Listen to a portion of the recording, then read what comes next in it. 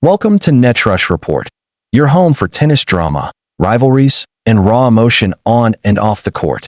If you live for shocking twists, explosive battles, and bold commentary, make sure to subscribe and ring that bell so you never miss a moment. Naomi Osaka's return to Grand Slam semifinals was nothing short of breathtaking.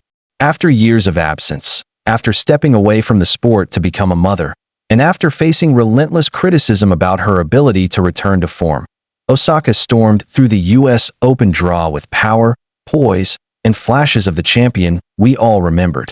Her semifinal showdown against Amanda Anisimova was supposed to be her fairy tale return. But tennis doesn't care for fairy tales. The match became a battle of wills. Osaka dropped the first set in a brutal tiebreaker, fought back with her trademark fighting spirit in the second, and then she faltered in the decider. Final score, 6-7-4, 7-6-3, 6-3 in favor of Anisimova. Heartbreak. Silence. The same stadium where she once lifted trophies now watched her walk off in tears. Yet, in her press conference, she didn't sound defeated. "I gave my best. I left everything out there. For me, this run was inspiring, and the world noticed." Fast forward to this week in Beijing. Naomi Osaka isn't hiding. She isn't sulking. She isn't questioning herself. Instead, she shared an image, sneakers, tennis balls, and a simple location tag: Beijing, China. That's not just a photo.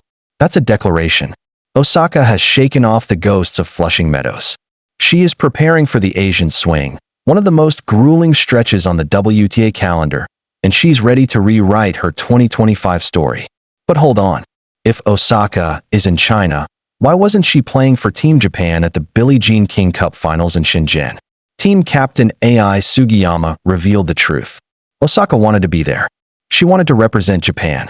But lingering injuries from the U.S. Open run made it impossible, and her absence was felt. Without her, Team Japan fell in the opening round against Great Britain. The dream ended before it even began. Critics say Osaka should have played. Supporters say rest was the only option. Either way, it left Japan's campaign in tatters.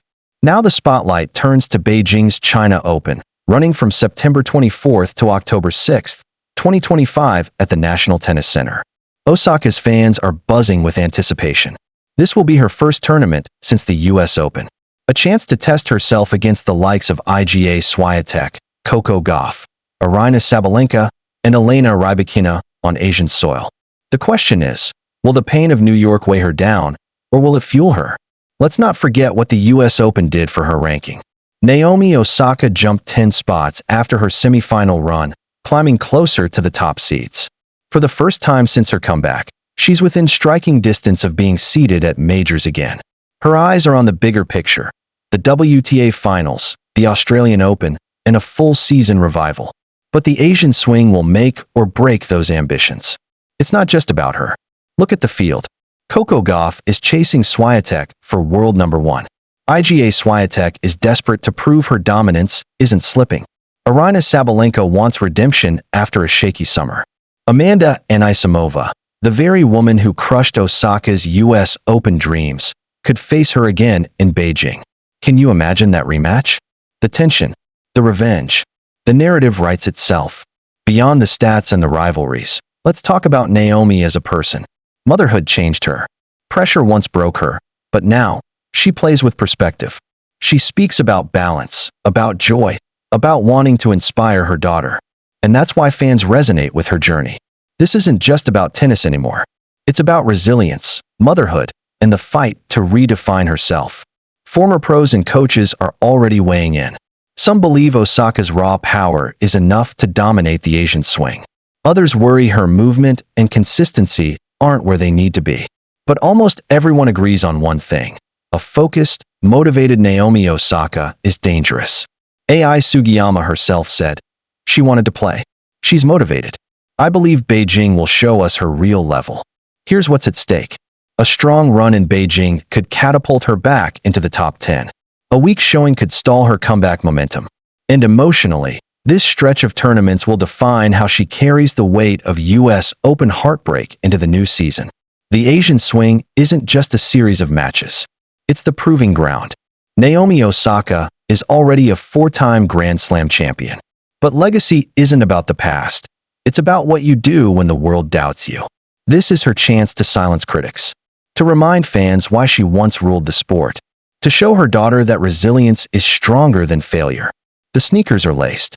The tennis balls are ready. The journey continues. Naomi Osaka's comeback isn't just a headline. It's a story of heartbreak, resilience, and the hunger to rise again. So what do you think? Will Naomi Osaka conquer the Asian swing and rewrite her 2025 season, or will the ghosts of New York still haunt her? Drop your thoughts in the comments. Smash that like button if you believe in her comeback, and don't forget to subscribe to Netrush Report for the boldest takes and the most dramatic tennis coverage anywhere. Because this story is far from over.